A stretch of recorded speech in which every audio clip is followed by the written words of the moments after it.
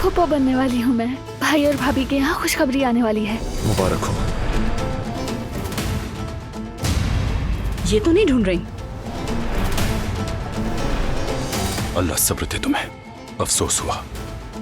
आप यकीनन सबीहा एमरोलो ही है। खुशी हुई मिलकर। आपके ख्याल में वो क्या करने की कोशिश कर रहा है?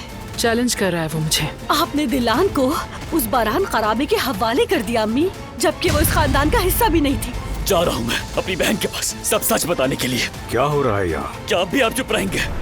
सबिया क्या सुलह करना चाहती है? जब से गुलशा का सच खुला है उसका रवैया बदल गया है। करीम ने सबिया की जर्मनी वाली जिंदगी पर एक फाइल तैयार की थी, हालात की वजह से देख न सका मैं। फाइल तो है ही नहीं। आपने ये सब कैसे कर लिया? कैसे? आखिर क्या कहना चाह रहे हो? दारिया ने सब कुछ बता दिया मुझे।